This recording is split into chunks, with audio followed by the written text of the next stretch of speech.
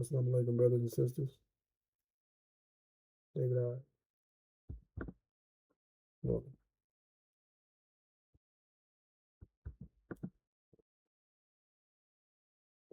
All right, brothers and sisters.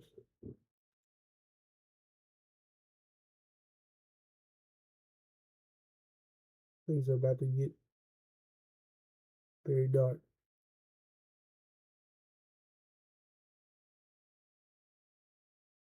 We're heading to a time of unprecedented trouble.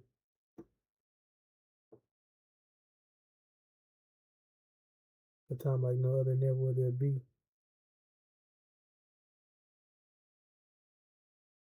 Time worse than our own experience. Murder, rape, misery, torment, torture, genocide, being burnt alive, cut open, dismantled, amputated, decapitated.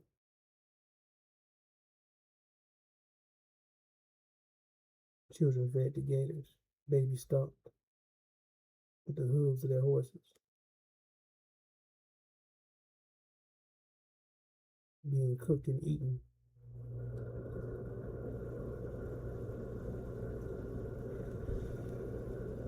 The list goes on and on. We're heading in time that's worse than anything that you can imagine.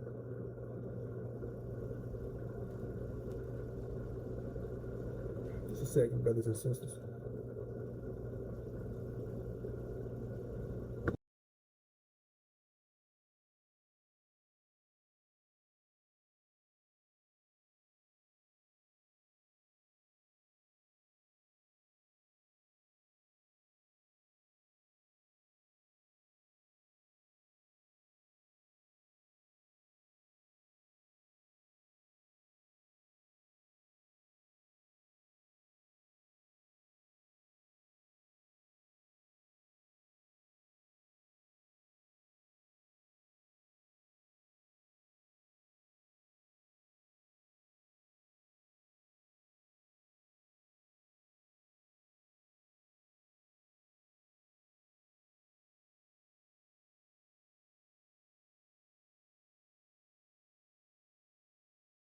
All right.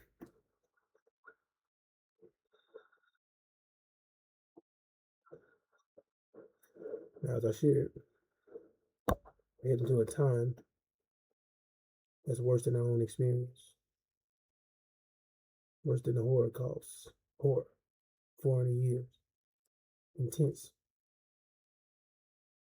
affliction and suffering, worse than anything you can imagine. It's not going to be able to compete with what's about to come.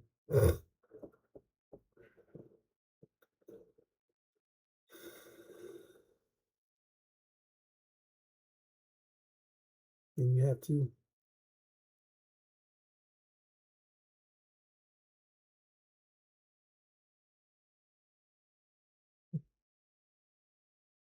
well, there is no preparing for such an event. It's unprecedented. Meaning it's never happened. No one has ever experienced it. It's going to be completely new, strange, very unaware of the scenario. So there is no advantage in the scenario. We just have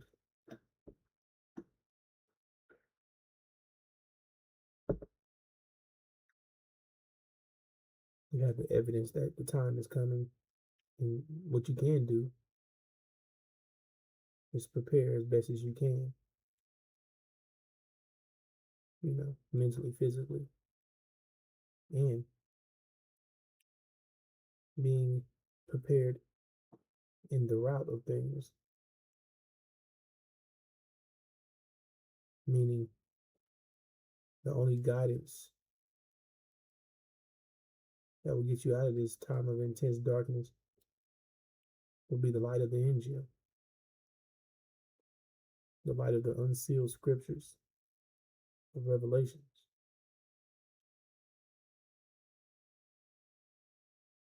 That is the information of this time that will save your life,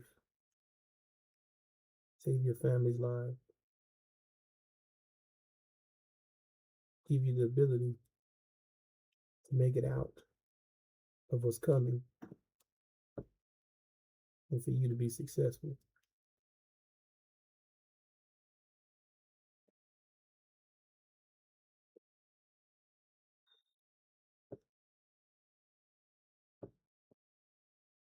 All right, let's take a look at what's taking place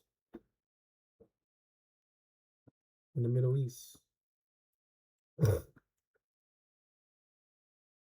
War, ongoing conflict in the U.S., Iran, and across Israel, and other parties as well.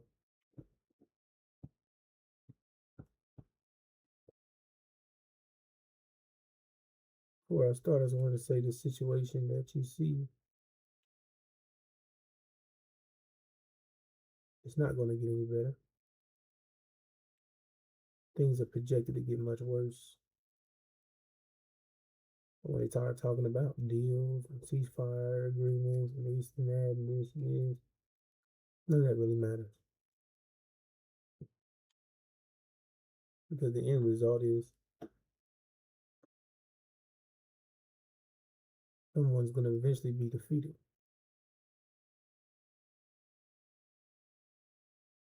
That's the point. So all this back and forth and this and that, and going this, that deal, this, whatever, right? At the end of the day, one of these parties, several of these parties will be totally defeated and eliminated.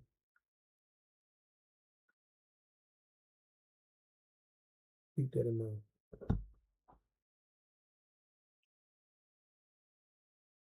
So if you don't know, if you do know, like I said, it's ongoing conflict, constant.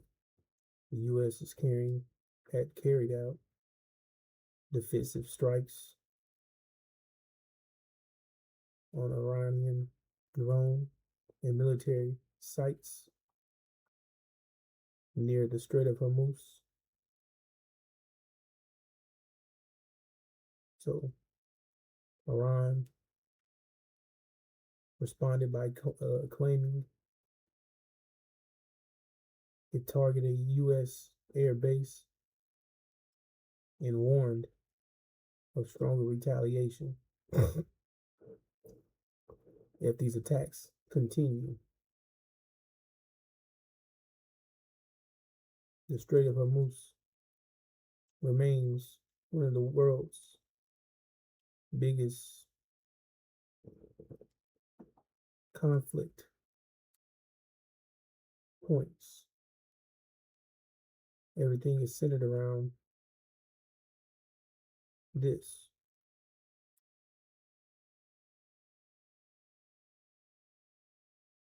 And they're hoping for a possible future deal that could reopen shipping routes and reduce restrictions. The White House denied reports that a final agreement has been reached.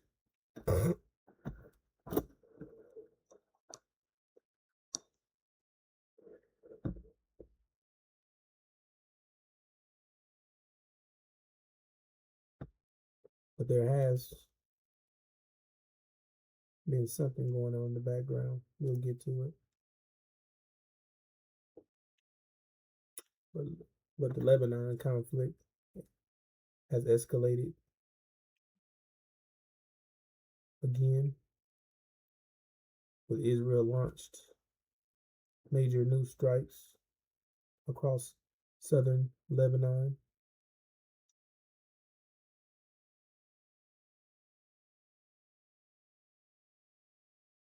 The Israeli forces ordered large evacuations in parts of southern Lebanon.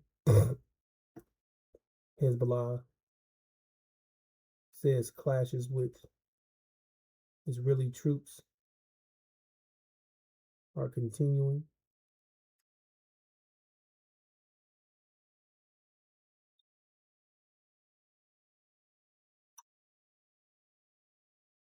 And the president claimed that a deal with Iran is still possible,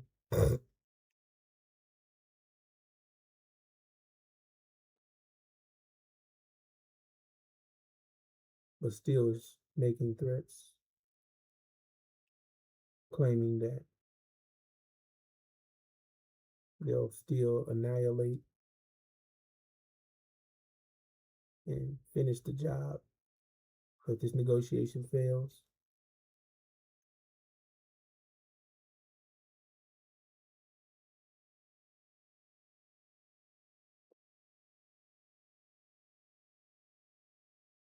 The U.S. and Iranians negotiators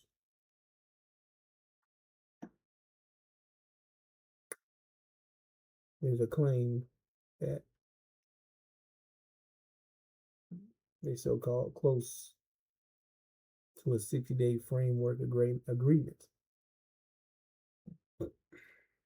which aims at extending the ceasefire, reopening the Strait of Hormuz, begin border nuclear negotiations. Right? All these things sound very familiar. Seems like this is what's always centered around these topics.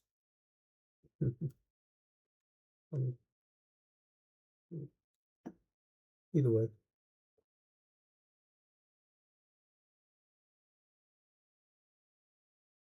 the Strait of Hormuz is still being heavily restricted.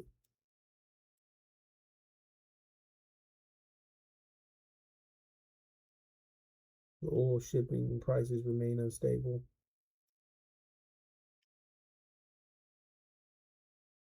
The U.S. imposed fresh sanctions targeting Iran's military linked oil trade. Multiple ships and companies tied to Iranian oil transport were sanctioned despite ongoing negotiation. Israeli strikes and Hezbollah clashes in Lebanon continues despite the peace agreement efforts.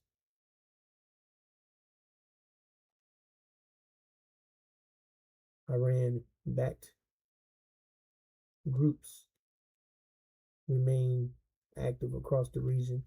Military tensions remain high despite all this talk of peace and all these agreements. And President Trump is under pressure to secure and finalize this deal to stabilize the oil prices.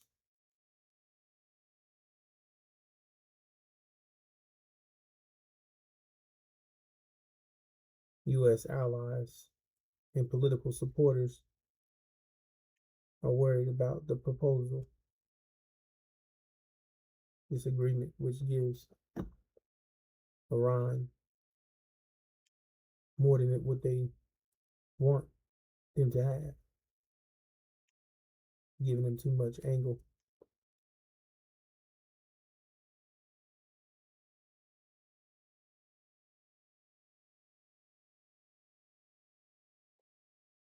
And Iran's uranium enrichment and nuclear restrictions remain unsolved, which is a problem for these devils. the dispute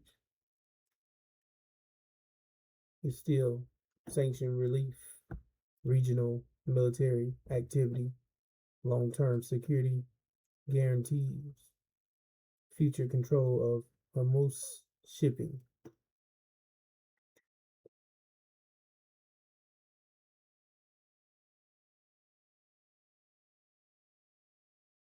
Now they say these agreements is moving in better than last ones. But that means nothing because the ceasefire is still weak, still on the thread, it's fragile. And the military incidents, which we know no such thing as incidents, but they continue to happen. Ongoing conflict, strikes, actions.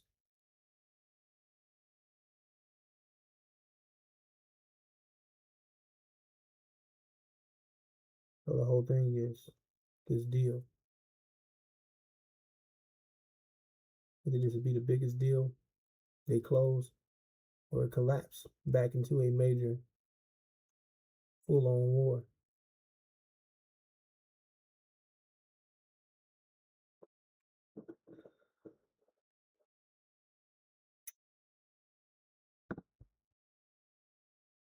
Iranian state television is reporting that according to a draft memo, the U.S. will end its blockade of Iran's ports.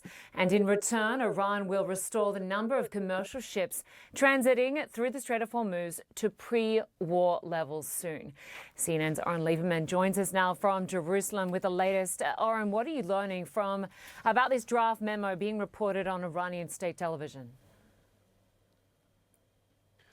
Linda, this is our first sense of what's in the memorandum of understanding that's being worked on between the U.S. and Iran to try to get to a ceasefire agreement. It is important to note that this information comes from Iranian state television, so we don't yet have confirmation of this from the U.S. side. And crucially, even Iranian state television says this isn't finalized yet. But it does include a lot of what the U.S. is looking for in terms of the Strait of Hormuz. Iranian state television says the memorandum of understanding, or MOU, calls for the U.S. to lift its blockade of Iranian ports and for U.S. military forces to withdraw from the vicinity of Iran.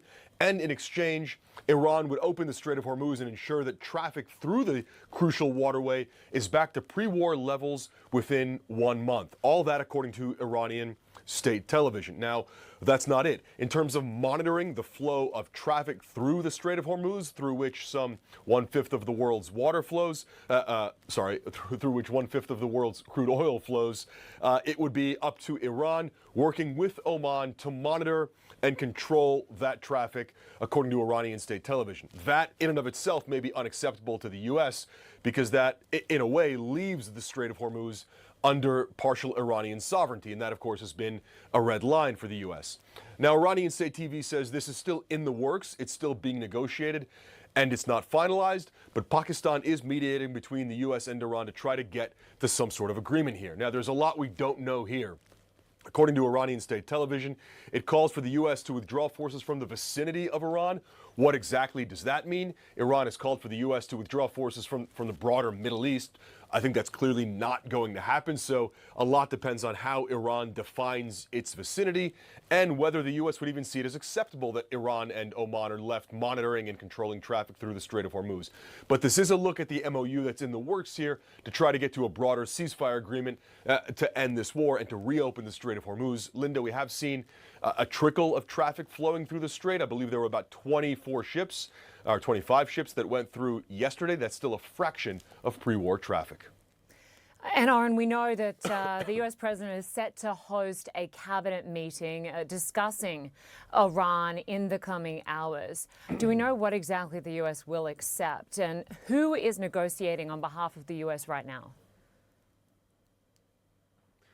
In the end, it's almost certainly simply up to President Donald Trump himself. What is he willing to accept as part of an agreement here? Now, the red lines he's drawn are no highly enriched uranium remaining in Iran and trying to essentially end the nuclear program. Now, that's not in this. Iran has, through the means of this MOU and its other negotiations, pushed that off to a later phase of negotiations. So it's really up to Trump in terms of what he would accept. Pakistan has been mediating here.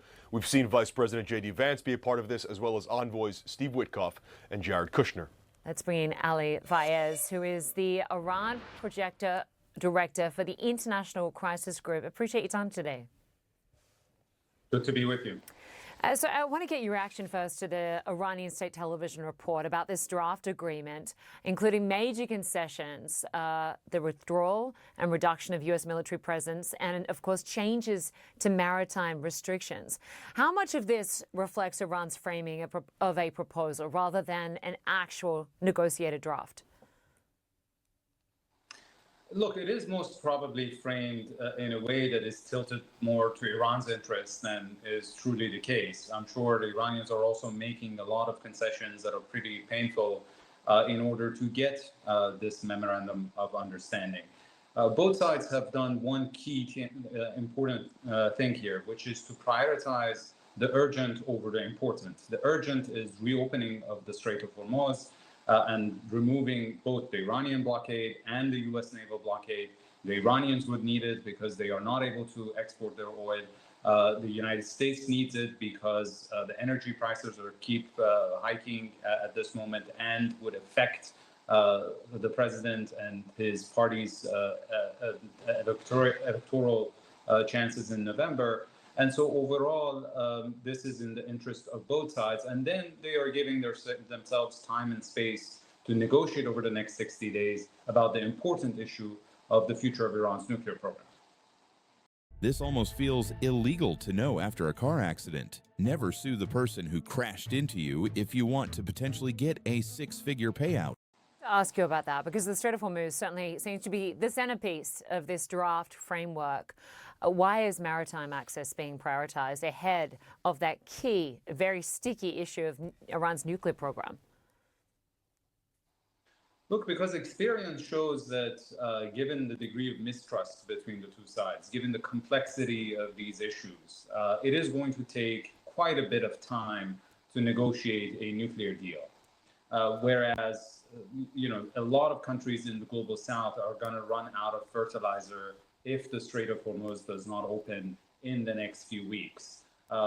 Basically, hundreds of thousands of people might lose their lives around the world because of food security concerns. So this is a major problem and it has to be resolved as soon as possible. But then, of course, Iran and the US, there's been 20 years of history of negotiations over the nuclear issue. This is going to be addressed over time. Look, it is not an ideal outcome, but it is the best off-ramp from a road that should not have been taken to begin with. There are reports that Iran has allowed 25 or so vessels through the strait in the last day or so, but Iran says hostile vessels are still blocked in the Strait of Hormuz. If a deal is reached, which countries would those refer to? Well, the United States and Israel, the two countries that launched a war against Iran. I think the Iranians are not going to allow U.S. warships to pass through, or not going to allow vessels associated with Israel to pass through. But that really doesn't exclude the rest of the world. And again, here we're talking about 20% of global energy flows, 20% of fertilizer, helium, urea. So the things that are essential for the global economy, and if they don't pass through, we are going to have a global recession in the coming months. Are any of the Gulf nations likely included under the banner of hostile nations?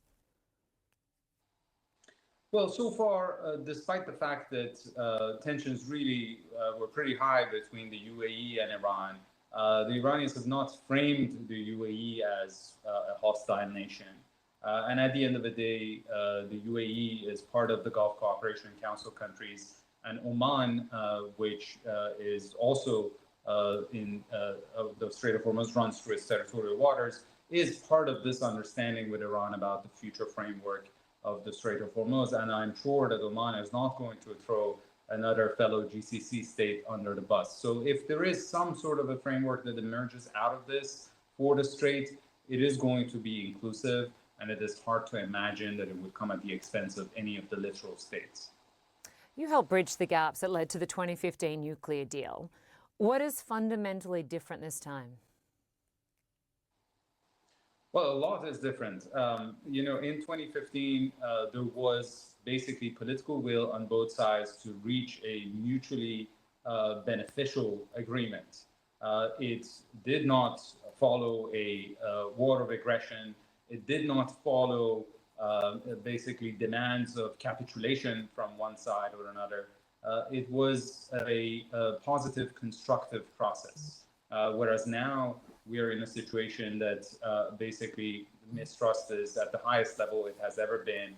And until recently, at least the United States still expected Iran to surrender to its terms. And also in that case in 2015, it took 2.5 years of very arduous negotiations to reach a deal.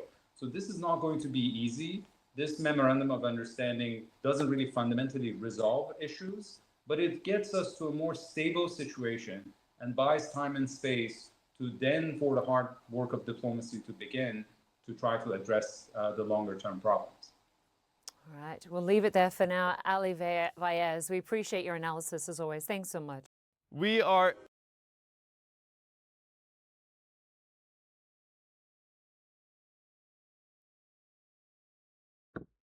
All right, brothers and sisters.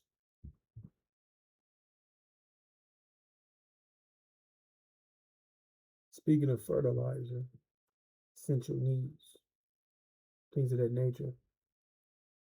Well, you know that America, they depend on that fertilizer from outside sources because there is the land here, they stripped it. They strip it of all its natural resources. That means the ground is worth nothing. They don't have any topsoil, which is organic matter to grow food. So they depend on other countries to supply them with fertilizer and things of that nature so they can grow their crops. So what happens if the conflict continues? Like they said, people are going to die. People are going to be tremendously affected, right? That's just 20%. What happens if you totally get cut off?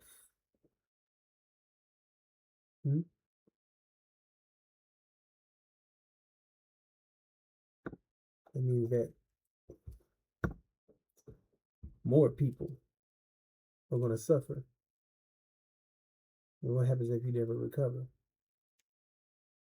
And that means people will be eliminated totally. Right? So think about that. However,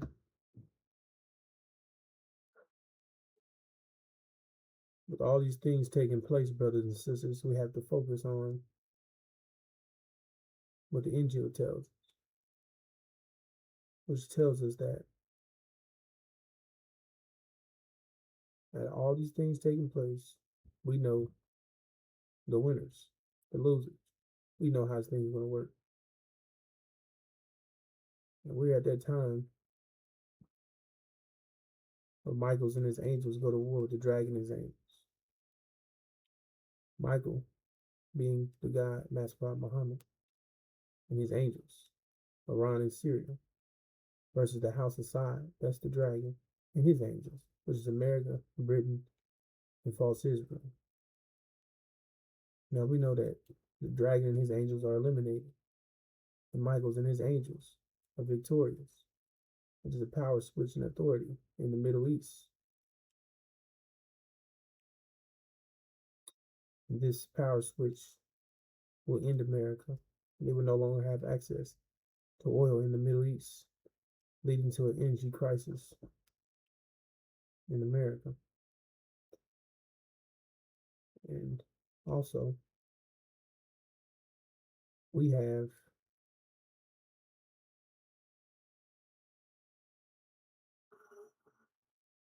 the proof that uh, that they will win this war, but not just uh, making up and coming up with stuff. No, we know exactly how it's going to work out.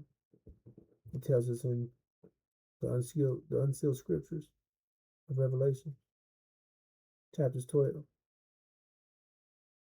It says, and not it proved strong, not but place was found of them yet in the heaven, and was thrown the dragon, the great, the serpent, the archaic, the being called devil, and the Satan, the making to air, the being inhabited whole.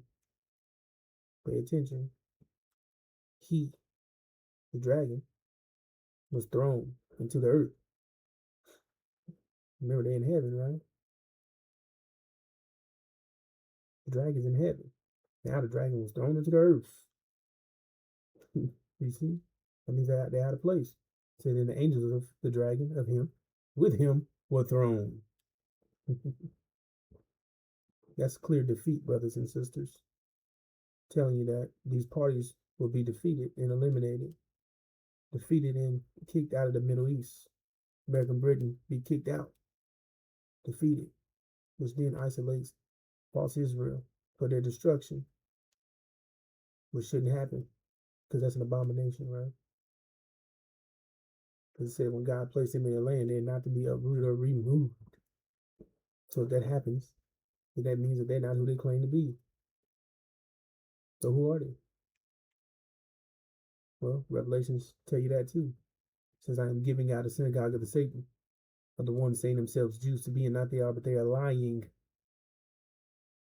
And the blasphemy are the ones saying Jews to be themselves, and not they are, but synagogue of the Satan. There's Satan. The ones who have synagogues. There's Satan. The ones claiming to be Jews. There's Satan. And what do you mean?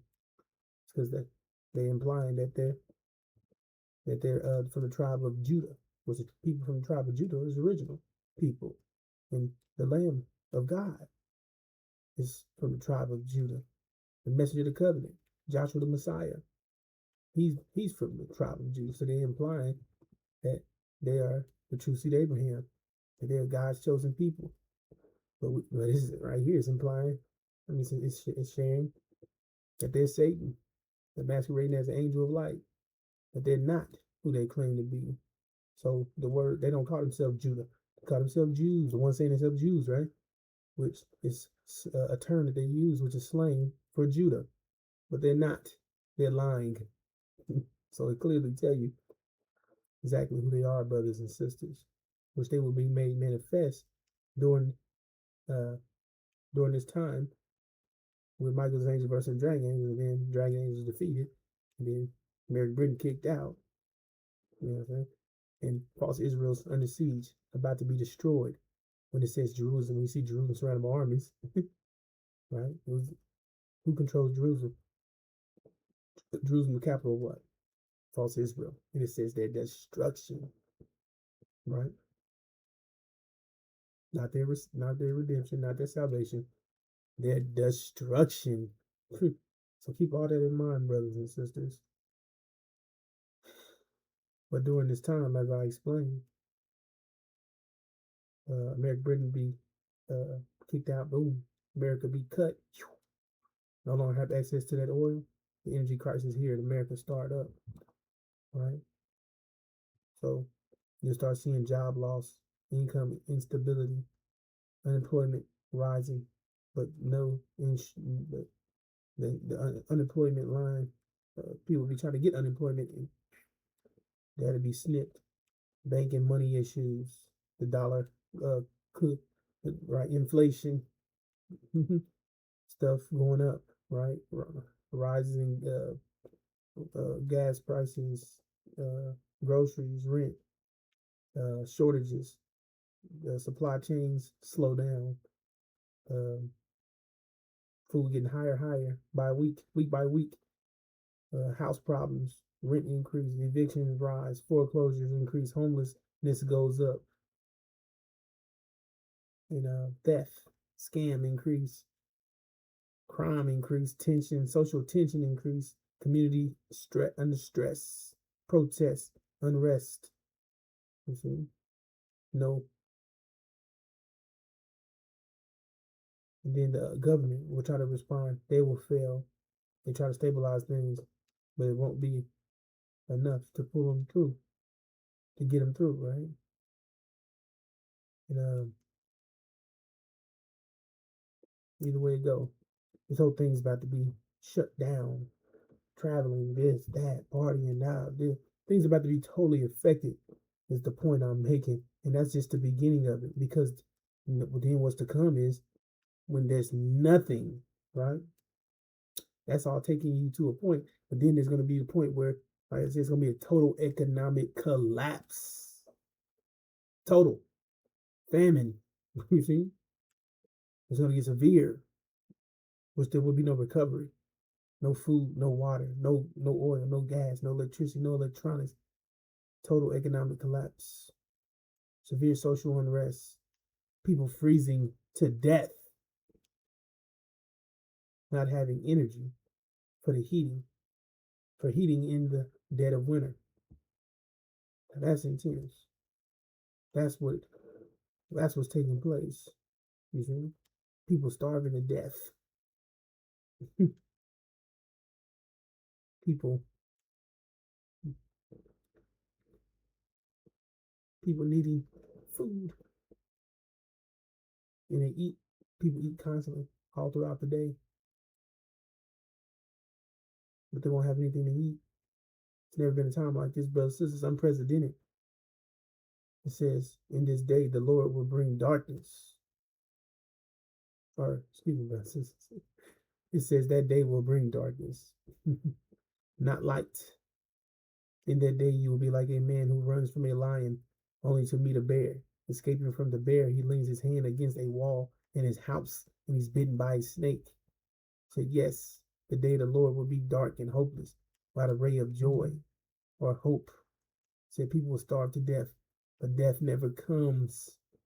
Says people will be walking around drunk, but hadn't had anything to drink.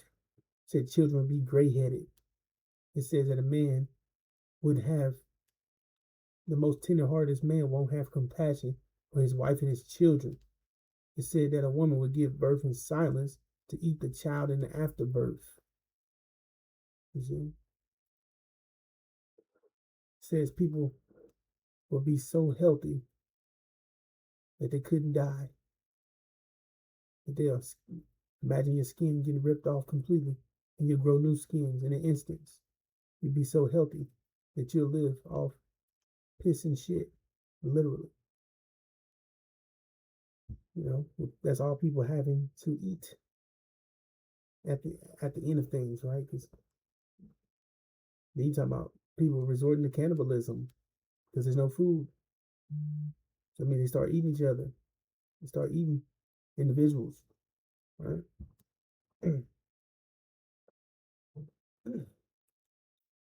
So smacking all this together, right? Put that in your mind. Put everything in your mind that's happening in the world, that's happening over there, that's taking place, that happened to us, all these things, right?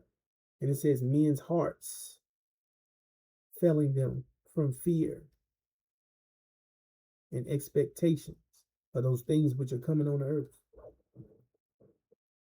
coming here to America. For the powers of the heavens will be shaken. He's talking about that power and authority switch in the Middle East. Michael's angels versus dragon angels, when Michael's angels victorious and the dragon and his angels are the losing party. All right. But either way it go, that's the scenario. Millions and men's hearts will be failing them, having heart attacks from the anticipation, meaning it has not happened to them yet. They're just looking, seeing, hearing what's taking place, and it's so intense that it's giving them heart attacks. They can't even handle it.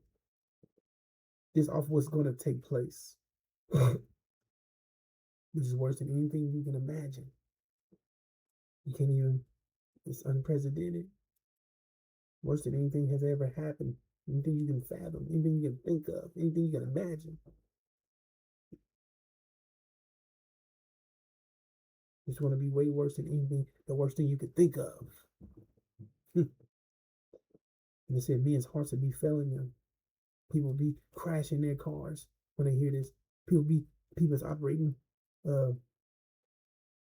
aircrafts, planes, and such of that man be coming out of the sky. People operating machines and be dismantled and mangled up in their machines, and for people be running into stuff at the job site that's operating machinery, driving the vehicle machineries and trucks and stuff coming off the road, people running into buildings, running into schools, running into bakeries, running into stores, running into groups of people be eating, falling out. This thing is gonna be bad. It says that bad news would rain here. Domino effect of bad news constantly. No insured.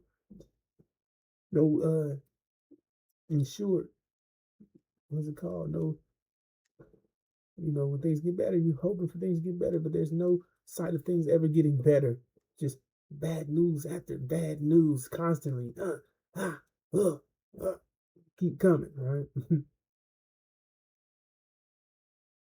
And eventually America be consumed in fire. The fall of America. America be burnt up. Never to be a nation again. Completely uninhabitable. Nuked. So the future here in America there's no guarantee for you here in America, brothers and sisters. That's why you have to invest in your vision. But they didn't give you one. They gave you the American dream, so you'll burn up with America. But you have a second option. Right here. This is your second option, brothers and sisters. The Abraham covenant. It says, in that day God made a covenant with Abram, saying, unto thy seed have I given this land from the river of Egypt unto the great river, the river Euphrates. Now between those two coordinates is Arabia, great Arabia, brothers and sisters. It says we're getting out of here. It says we're getting out of America. So, and also the vision of horror tells you too. They will be sojourners here, and the land is not ours. And after all these things, after we be served and afflicted 40 years, the nation they'll be judged. 1619, 2019, 2020, judgment. Boom, they got hit. Passed over us. They were hit, which indicate they were in trouble. Cursing God's people. See? So now, bam. It says, and afterwards shall they come out. See? With great substance. We getting out of here with great substance. Thou shalt go to their father in peace. See? Is Israel at peace? They're not. Are they in a strange land? They're not. They're next door to Egypt, which they claim to be Israelites. They came out of Egypt, right? So that means that's not strange. That's next door. You see? They said they was never in bondage to any man. They were never in bondage to any man. They never went through 40 years of nothing. The Holocaust was less than 10 years or so. See how they don't fit the description of Abram's vision, which they probably claim to be to Abraham. Okay, whatever. And they're sitting on the wrong land. They should be sitting in Arabia, not Palestine. So these are indications, red flags, things of that nature. Let's focus. But thou shalt go to their fathers in peace. Thou shalt be buried in a good old age. And in the fourth generation thou shalt come here again.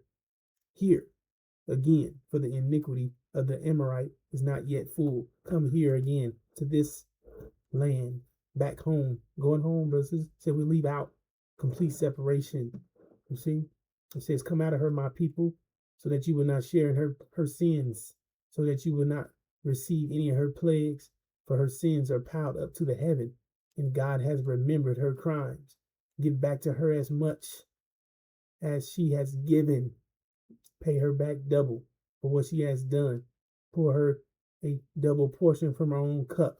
Give her as much torment and grief as the glory and luxury she gave herself. In her heart she boasts, I sit enthroned as queen. I am not a widow. I will never mourn. Therefore, in one day, which we know equals 1 year, all her plagues will be compressed into 1 year, which will overtake her death, mourning, famine. She will be consumed, America will be consumed by fire. But mighty is the Lord God who judges her. Mm, mm, mm, mm. So this is going to be an intense situation, a time of unprecedented trouble, which will be hopeless and dark, without a ray of joy or hope for these devils and people, right? Demons, participators, collaborators, those who assisted in um,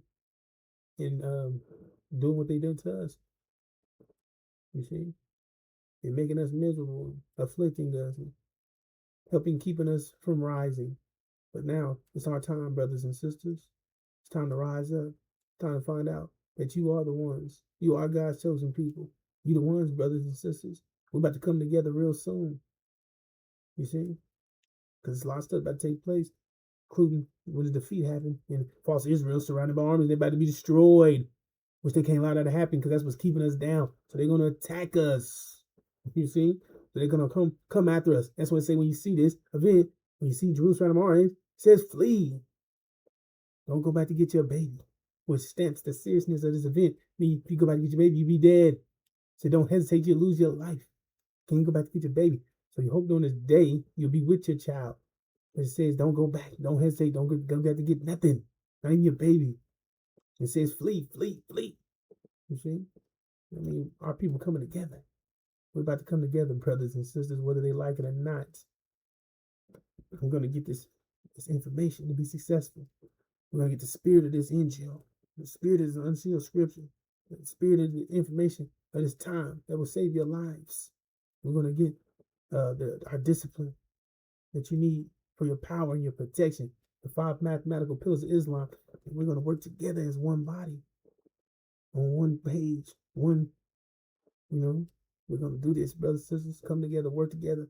No confusion, no conflict, no interruptions, no one misleading and confusing each other. You see, everybody understanding exactly what's taking place, working together, working as a body. You see, we all understand. The point is, the perspective is fine as long as we all get the 4. 2 plus 2 equals 4. 3 plus 1. 3 plus 1 equals 4. 0 plus 4 equals 1. Am I saying 1? Excuse me, brothers and sisters. 2 plus 2 equals 4. 4 plus 0 equals 4. 2 times 2 equals 4. 4 times 1 equals 4. You get it? That's the point I'm sharing. It's okay to have different perspectives as long as we get to the same answer. Excuse me, brothers and sisters. So that's the purpose. That's the point. That's how we're going to move. We're going to work together. We're going to get out of this hellhole, brothers and sisters. We're going to get to 100%. That's what you need to go home. So you have to get rid of the devil's mind, upload the God mind, and get out of here. To get out of here, had to be 100% purified. So the tribulation, this unprecedented trouble that we're headed to, we'll make it out. This is a trial for us. It's a makeup test to purify ourselves. You see, but it said burn up the enemies. See, but it make you greater, make you better, get you ready, prepared for the new reality that we're headed to, which you'll need to enter the paradise will last forever. Because if you go in the condition you're in, you make the paradise a hell. You see, so you can't go until you're 100%. So we gotta go back into the oven. Gotta go back in there. You see, and that's what we're about to do, brothers and sisters. We're about to go back in there. Heat up. Get the impurities off you. Make you pure. You see? It's time. We're almost there, brothers and sisters. We're almost at that finish line. Hold on, brothers and sisters. Hold on. Every day we begin with the latest developments on the ongoing conflict in West Asia. But tonight we begin with a different question. What if the most effective weapon in this war is not the most expensive one? For decades, America's military was seen as untouchable. Its stealth jets, its bombers, and its aircraft carriers dominated battlefields across the world. Very few countries could seriously challenge the United States. But the Iran war has exposed something important. Modern wars are changing, and sometimes the biggest threat does not come from the most advanced weapon. it comes from the cheapest ones: low-cost drones, small shoulder-fired missiles, and mobile weapons hiding across rough terrain. These tools are not sophisticated in the traditional sense, but they are forcing advanced militaries to change their tactics. Iran has used them extensively against the United States, and now it appears Tehran is looking to expand that strategy. A new report is out. It is by a media outlet called France 24, and it claims Tehran has been training members of Iran's Basij Force. It's a volunteer paramilitary organization that operates under Iran's Revolutionary Guards. The group has long been used for internal security and to support operations during conflicts. The training has one specific purpose: to target US and Israeli aircraft using shoulder-fired missiles. You heard it right. The reports say training videos, tactical guides, and even virtual reality simulators have been circulated among members of the Basij Force. According to the report, the training includes tactical positioning, how to hide from aircraft, how to operate in small teams, and how to create ambush zones for low-flying targets. So this is not just about handing out weapons. It is about building a network of fighters trained and ready for a future conflict. The weapon at the center of this training is called a MANPAD. It's short for Man-Portable Air Defense Systems. Now that may sound technical, but the idea is actually very simple. These are small anti-aircraft missiles that can be carried on a person's shoulder. They are designed to target low-flying aircraft like helicopters, drones, transport planes, or even fighter jets operating at lower altitudes. And they do not need large radar systems. These missiles can be hidden inside mountains, inside cities, or along roads. A team can fire one, move quickly, disappear. However, their range is limited to between 5 and 10 kilometers. But within that range, they are dangerous because they are almost impossible to detect before they fire. Iran has several versions of these systems. Its most well-known system is called the Misag. These are Iranian-made systems based partly on older Chinese designs. Tehran is also reported to have received advanced Russian Verba missiles. This is along with other Chinese models. The more advanced versions are designed to overcome defensive flares. Those are the bright heat flares that fighter jets release to distract incoming missiles. Welcome to the next evolution of AI, built right into the Alteryx platform. Now, you can bring the power of generative AI into every step of your analytics. Use your approved LLMs like OpenAI and Anthropic to automate tasks, generate insights, and reimagine what's possible, right inside Alteryx with new Gen AI tools. Next, meet Alteryx Copilot, your interactive AI assistant. Just tell Copilot what you need. It helps you build workflows, place tools, automate tasks, and get answers in seconds, all with only plain language. Want instant insights? Magic Reports infuses automation and AI assistance to make reporting easier, faster, more flexible, and ready to share in seconds. And finally, with the new AI Control Center, you stay in the driver's seat.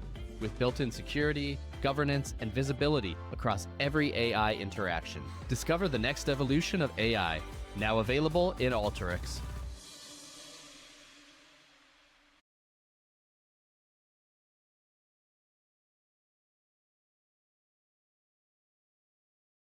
Lately, seems your career depends on how fast you adopt AI. Want to know my secret? It's simple. I work in ClickUp. Your team projects, messages, and files are kept in one workspace, so the work is visible and the priorities are clear. And ClickUp AI has 100% context of your work, so it's an expert for your company and your workflows. When your workspace is this smart, you don't have to work harder to get ahead. Some of these missiles can even detonate near a target without directly hitting it, spraying shrapnel across the aircraft. And this is the bigger point here. These missiles are cheap, but the aircraft that they target are not. And the war has given Iran a chance to test all of this in real combat. During Operation Epic Fury, the United States and Israel carried out strikes inside Iran. And throughout the conflict, there were multiple reports of the United States aircraft being damaged or lost. Iran also claims its air defense networks have targeted several US aircraft, including drones and fighter jets. some of those claims remain disputed. A U.S. Congressional Research Service report confirmed at least 42 American aircraft were lost or damaged during the war. The exact cause remains unclear in many of the cases, but the losses were serious enough for U.S. officials to discuss raising replacement and repair costs. One of the most high-profile claims involved in an American FA-18 Hornet jet. Iranian state media released footage claiming the aircraft had been shot down, but Washington rejected that claim.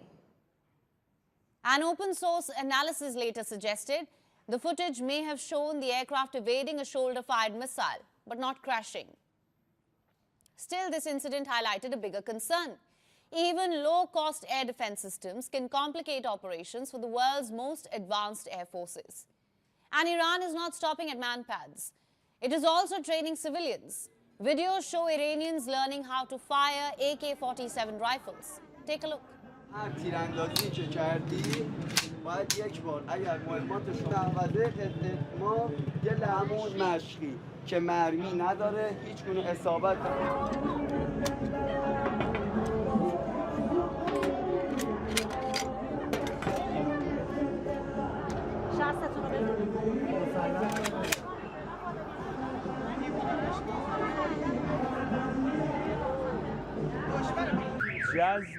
The aim of this is to integrate defenders of the homeland, and as I mentioned, to promote the culture of martyrdom and avenging the blood of the leader of our nation, Imam Khamenei.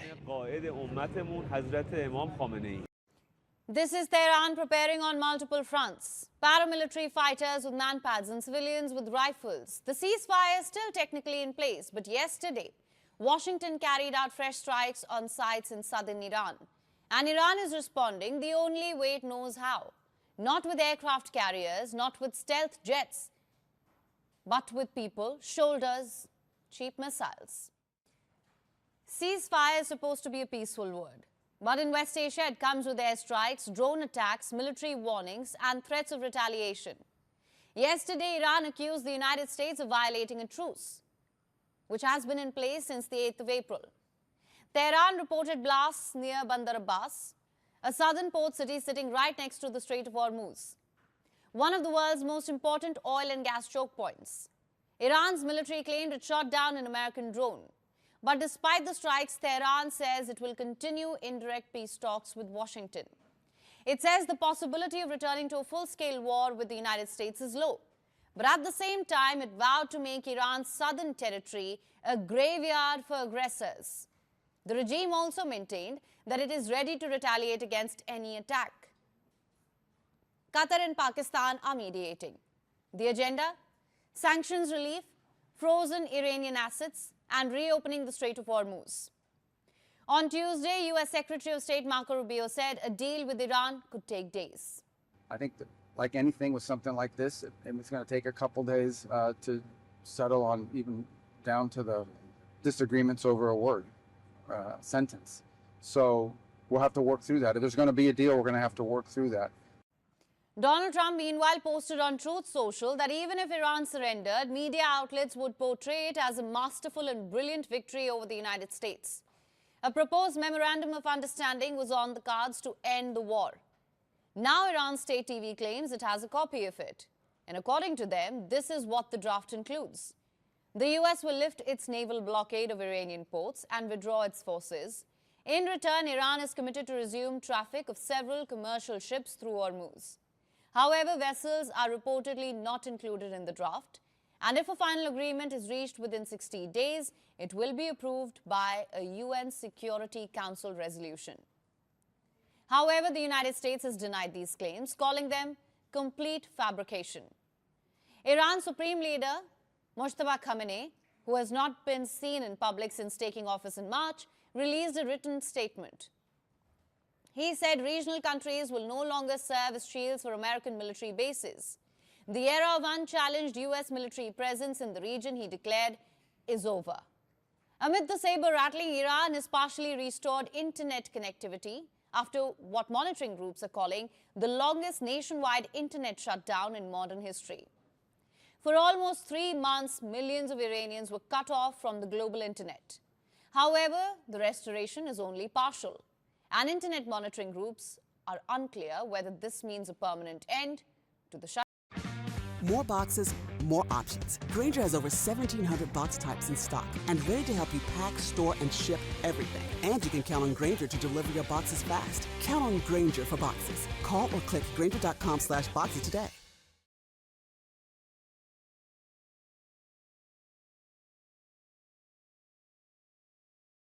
Have you seen the average auto insurance rate in Arizona? It's crazy. I don't know how anyone can afford to live there. Arizonans are paying over $2,200 per year on average for full coverage auto insurance. That's nearly $190 a month. What blows my mind is drivers in Arizona could be getting full coverage for up to 80% less than they're paying now. And most people have no idea. If you're paying over $75 a month for car insurance, I'll show you how to save. It's not just car insurance. Gas is up, groceries are up, cost of living in Arizona keeps climbing. Everything is getting more expensive. So when you're already getting squeezed on everything, why keep overpaying on a bill you can actually do something about? Shutdown or not? After repeated meetings, the headquarters reached the conclusion yesterday that internet access should be reopened, and yesterday the president's directive was conveyed to the communications ministry. We hope that in the coming days we will quickly be able to restore these legitimate rights to the people. Let's move to Lebanon now, where a ceasefire is also technically in place and also technically being shredded. On Tuesday, Israeli airstrikes killed 31 people. Israel pounded Lebanon with more than 120 airstrikes. Lebanon's health ministry called it one of the deadliest days since the truce took effect in April. Israel isn't just striking from air anymore. Ground operations are expanding. Evacuation warnings have been issued for at least 50 towns and villages. Today, the Israeli army issued evacuation orders for South Lebanon's Tyre city. Hours later, strikes were reported there. To understand this conflict, you need to understand one thing.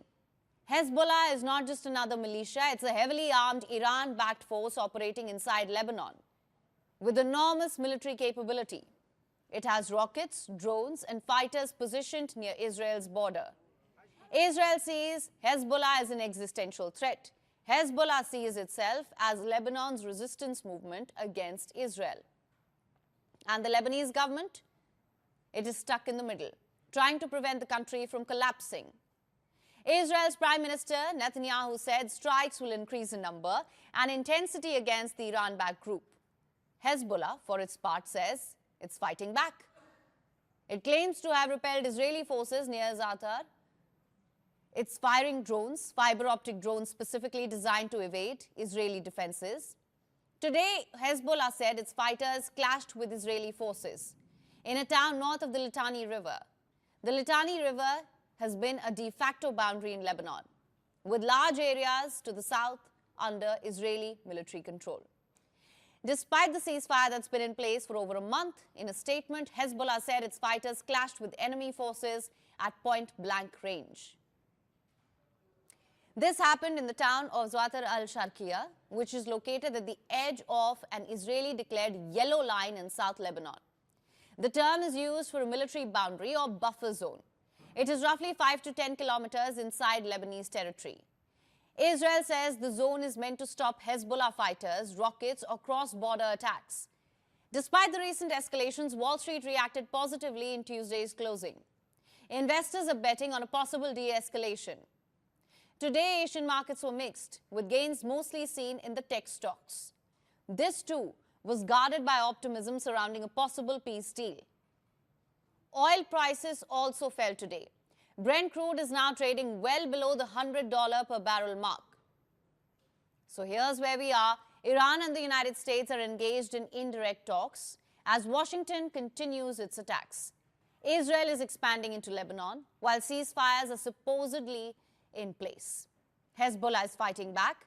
Lebanon is in the firing line, and the world's most important shipping lane hangs in the balance. This is not full-fledged war. It's a conflict that has no clear ending, no clean resolution, and no shortage of people willing to strike first and negotiate later. Are you still doom-scrolling through world news and feeling completely drained? Decades of unresolved conflicts, shifting alliances, and complex power struggles. The world stage often feels like